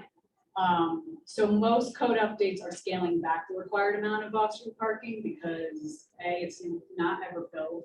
B, it's that much more imperviousness, which leads to stormwater, water runoff issues, heat islands. It's just, and then the cost to developers for including all that parking, which could just be green space. So there's definitely a shift away from extensive parking standards. When I looked at your code, you do require a lot of parking. So you'll see in the update that some of the parking standards that we have now have been actually scaled back. And then this code also does actually, we do have a cap on the amount of parking, which might seem crazy, but you will have formula retail, especially pharmacies like CVS. Actually, in general, pharmacies will ask for way more parking typically than they need. Not as much of an issue here because you have a lot of land available, but in some communities, you don't actually want all that parking, and it's never filled. And so, so most communities do actually put a cap on the amount of off-street parking you can have these days. We do have, we can have 25% more than the minimum. Not a big deal to me if we keep that provision or not, because land is not a premium here as much as it is in, say, the village, but the village, for instance, does have a cap. So that we'll notice a change in the list of parking standards. We have adjusted some of what you had now. Most of it's, I think across the board, we reduced the amount of parking.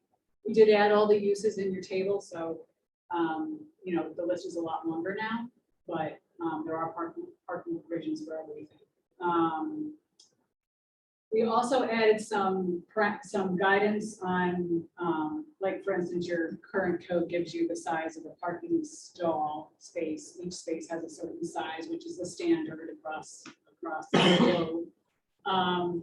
We added some more diagrams and other information to go with that instead of just saying you have to have a minimum size of X. We provided information regarding, you know, what should an aisle width be, a drive aisle, what should a driveway width be. All of those things go into parking lots. Planning boards don't come with a manual on that. Most of the time, you're probably not, unless you're in the business, you're not necessarily sure what you should be looking for. So this provides some of that guidance. None of it is, it's all pretty basic stuff. Anybody that's designing a parking lot should be looking to do these things. It's actually as much for your benefit as it is the potential developer. And obviously any fire department that's going to check circulation is going to consider drive aisles anyway, but it is now in there to provide guidance to everything. So we'll see a fairly long section on just how parking should be configured, as well as where it should be located. We are recommending, strongly encouraging the parking lots be shifted more to the rear and side yard rather than the front yard of every, so that welcome to Canton is not just a sea of parking lots, it's rather the buildings, put the buildings first, put the parking to the side or rear. Some communities make that mandatory. We did not make it mandatory. It is a should. So it is a recommendation, but there may be lots where that just doesn't make practical sense. And if the developer explains that to you and you're okay with it as a planning board, then, I think it's perfectly reasonable to still consider front yard parking. But moving away from that is sort of the movement and planning and zoning. We added bicycle parking and buggy parking requirements for larger lots. So lots over a certain size where you're building a whole new parking lot for cars. We had a couple of spots for bike parking now, buggy parking as well for any lots, I think over 20 spaces.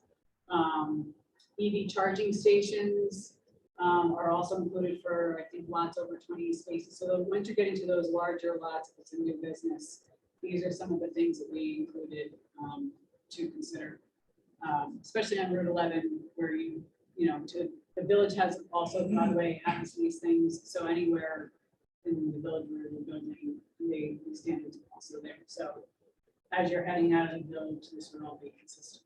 Yeah, so I think that's good enough on that. We added some fairly brief standards on landscaping and screening, just, codes typically require when there's incompatible uses that you have a buffer or a screening, or if you're screening like outdoor storage, so that it's not visible from the public right of way.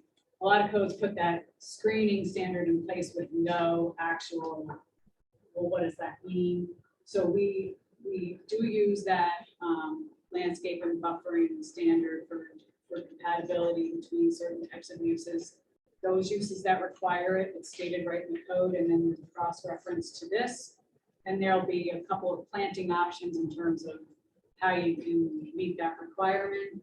There is also a waiver provision. The planning board is looking at this. If the topography or natural vegetation meets that standard and they can demonstrate that, then you can consider waiving the screening provision. So you should check that out.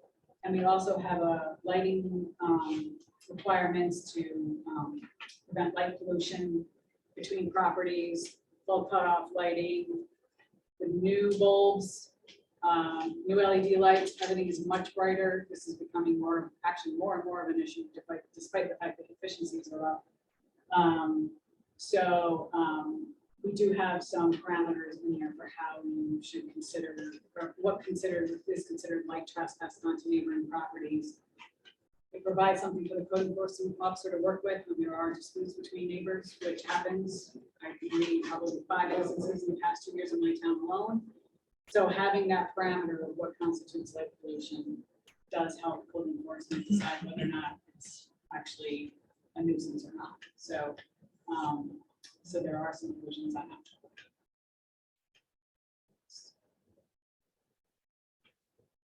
Okay, lastly, the approvals, review processes at the end of the code are still at the end of the code. Administration and enforcement was sort of scattered at the beginning of the code, and at the end, that has all been shifted to the back. So you'll find a section that basically goes over the code enforcement officers, roles and responsibilities, the existing zoning permit process, how it interrelates with building permits and certificates of compliance, violations and penalties. All of that is now together in Article 13, I think. So that's been synthesized into one article. Site plan review is Article 9. That was intertwined with special use permits and was not a standalone review process. It should be, because it could be used as a standalone review process. Site plan review should be used for non-residential construction, multifamily construction, anything requiring that level of review that is falling under special use permits right now could just be site plan review, which does not require a public hearing. could take place in one meeting.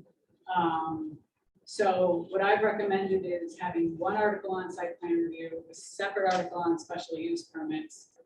If the project just needs site plan review, we follow the process as is outlined in there. I had to add things to that to comport with state law, because there's some gaps in terms of the process if we were to just do it separately.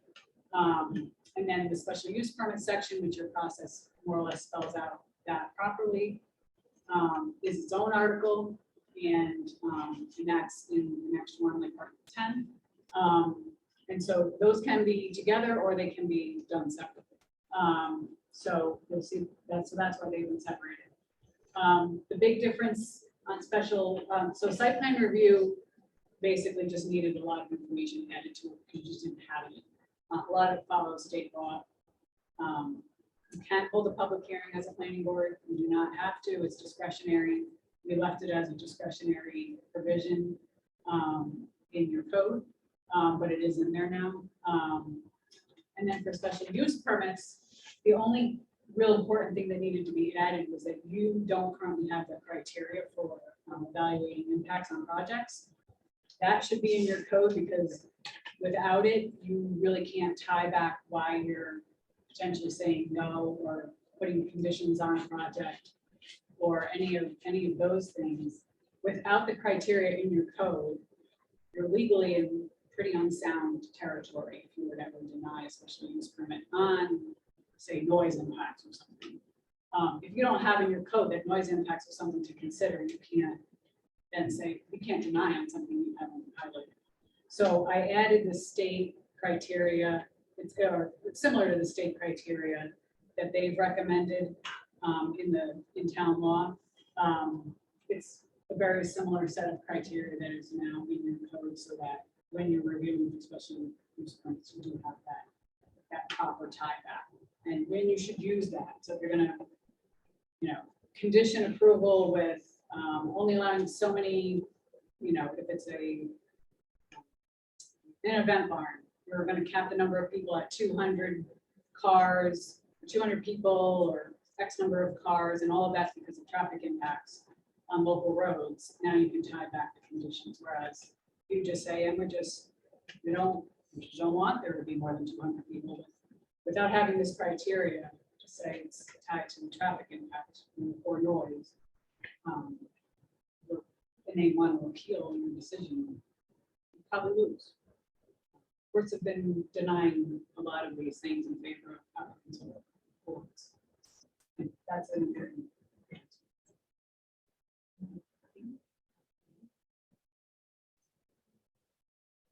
Okay, I covered that. Oh, zoning board of appeals. That's a pretty sound section that you have there. So the only thing I added was the training requirement, which you have to do anyway, but most land use attorneys like you to include the training component that's required by New York State in the section on the boards. So I've added that to the ZBA section and the planning board section. Interestingly, your code has a separate chapter on planning boards outside of zoning in chapter 9 of your town code. And then it's again in zoning, and they're not, one is much longer than the other, and the one in zoning is longer than the one that's in your regular chapter 9. So I would recommend just putting all of the planning board stuff that's in zoning, which is the more rollout of what the purpose of the planning board is and what your roles and responsibilities are and how many members there should be and all of those things. That should just be put probably in your chapter 9 rather than in zoning, because you do review subdivision as well, which is outside of zoning. So that's just a cleanup that probably should happen for consistency. When you do the update, I think, that I didn't move it yet, but that's probably something that should go into your chapter in the code and taken out of zoning. All right, so that's my summary. Just quickly, next steps. So I mentioned our thoughts were to give you all some time to digest, those of you that want to digest this document. And I believe you know, Matt and Deb have both been involved in this project from the beginning. I think they're potentially gonna have, maybe try to get a meeting with their boards to talk about anything, hopefully sometime this month. See if you had any thoughts that you wanted to give back to the committee. Again, this is our working draft, so we're trying to get ideas now instead of waiting till later on. We're also thinking of getting an informal copy to the county for their initial review. It's got to go to the county anyway, but they usually have a lot of input, so it's good to get that early and get that in a draft prior to being the formal one. So I think that would be helpful. We would do that soon as well. And then based on the input we get back from that, we would refine this draft, and then if everybody gets to a comfort level to go to the general public, post it, we figure out if we wanted to do some sort of public session on, another public session on that. And obviously this is a public session. That can be in the form of another meeting, presentation, or you can do an open house. That is not required by law. What is required by law, of course, is the public hearing. Once the draft is introduced for consideration by the board, that would trigger a formal referral to county planning. At that point, hopefully we've covered anything we want to change based on their input. You may not want to make all the changes, you don't have to. And it would also have to actually, I believe your code probably requires the formal referral to the planning board as well, where you would make a recommendation to move it forward or not. And there would of course be a public hearing, and you have to meet the requirements of seeker. This is a type 1 action under seeker, so it will require a full environmental assessment form, not a GEIS, not the full blown thing, but you will need to do a full form because it's an automatic type 1 action. So seeker will have to take place. So that would be the steps forward.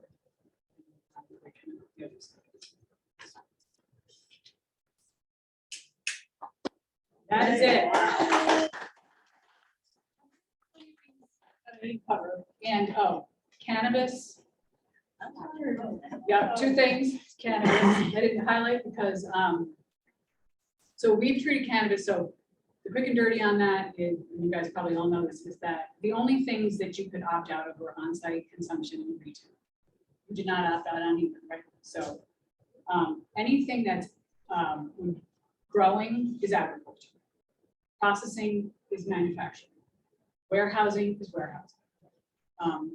Distribution is distribution. You're not treating cannabis differently when it comes to those elements that they might be cannabis distribution, cannabis warehousing, cannabis manufacturing and processing, but they get treated like any other processing.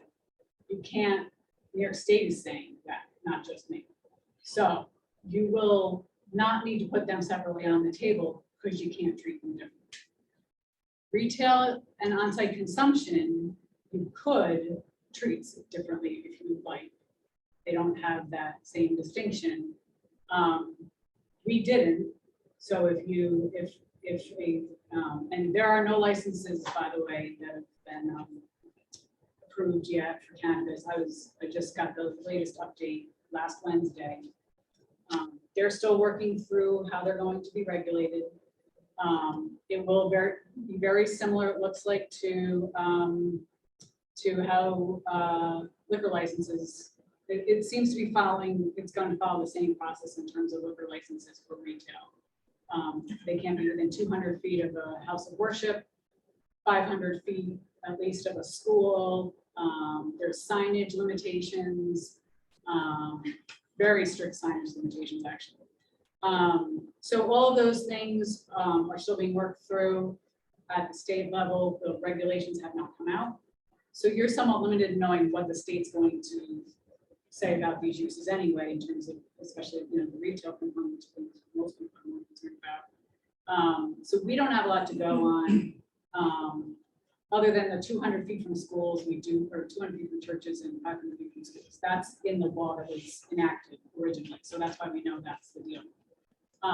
So for now, we haven't treated retail differently. So in theory, if somebody got a license from New York State to open shop, which by the way is an incredibly rigorous process and very expensive. No one is just hopping into town here and setting up shop.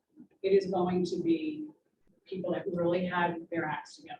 And we're being told that it's going to follow a lot of what Massachusetts has done. And I was just at a thing with a guy from Massachusetts who's sort of spearheading a lot of this in Massachusetts. And this is not the mom and pop shop that's going to get a license at least initially. So I don't think you'll see these things popping up.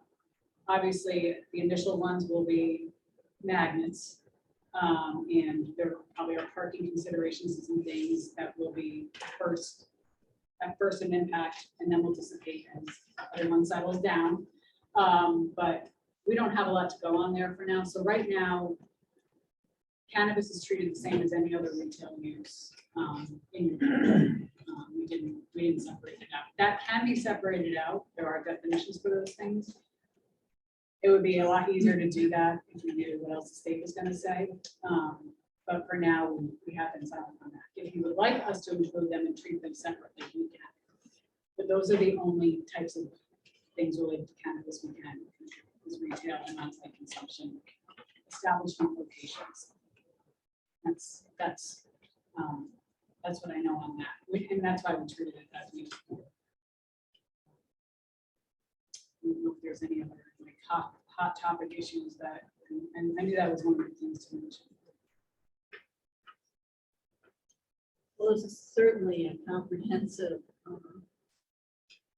time. I don't even have any words except wow. Thanks to the committee and also want to thank committees board members and CBA members. And for working with us on this. I love zoning. She loves zoning. Somebody's got it, right?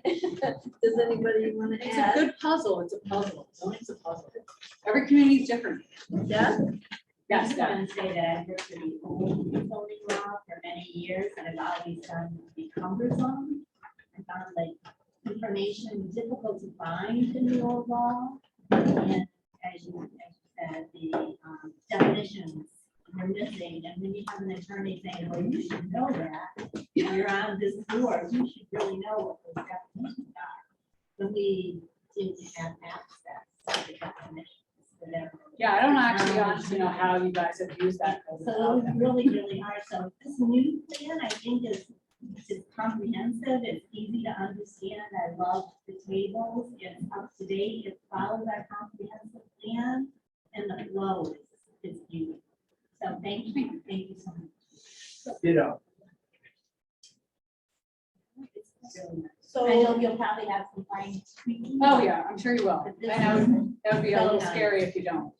I'll know that nobody read it. That's right. But and if there is anything that you think is an issue, we do try to think of everything, and there may be a couple of things we did talk about and aren't in here, but I can't think of what those are off the top of my head. So there might be something that, we do need to revisit, or we have a reason why we haven't included it.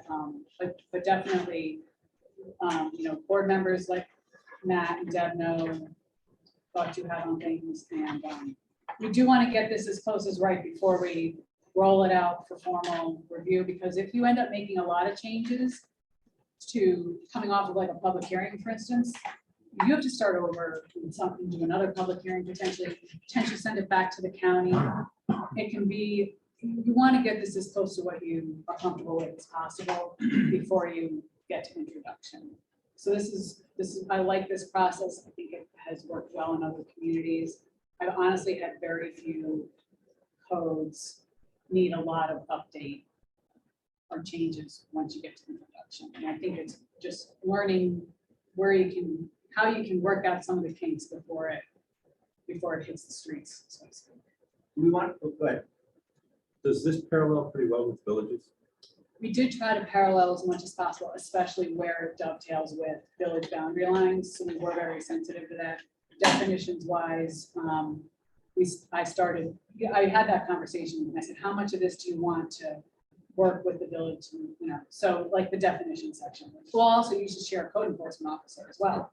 And for that purpose, I mean, that'd be huge, if you go back to that, It's kind of like thinking. shared services of any sort, the more you can be the same, yeah. So a lot of things we did carry over to the extent they're similar, not everything is the same, so, every community is unique, so, but we did try to use that as much as possible. We want to set a firm date for feedback from the various boards, maybe the week of the 28th. Right Sure, after yeah, Thanksgiving, that it would be still gives us- helpful just so that we can keep our eye We're on. meeting trying the to 29th. Okay, All right, so, yeah, That's maybe as make soon as we it get the first or together. second, December 1st, the first or second, yeah, the deadline? whatever, yeah, because I think we're gonna meet again that next week, right before your. yeah, so so what was that, what did we? We say the first. The first, so by December 1st, if, so Deb, your board's meeting? The Okay. 29th, I think. And ZBA similar, they try to meet. Okay, great. So, yeah, and then town board members, you guys will have a meeting at some point that you can get feedback. If for anybody that's We're open to gonna, hear it. anybody that wants to put it by their nightstand and fall asleep really quickly, Well, I did that this is your document. yesterday, so here's my feedback. So how do you want to do this? Just give it Oh, to, yeah, great, so here's my questions and comments. perfect. And I also want to acknowledge Betsy Hodges on Zoom as well. She is. Oh, okay. For attending this. Hi, Betsy. Okay. All right, so December 1st for input, and then we'll meet again, and then I guess we'll, yeah, something like that. And so we'll see where we're at, and then probably after the new year, it's all going. And so we'll have to figure out that introduction process. And On behalf of all of us, thank you very much for all your work on this.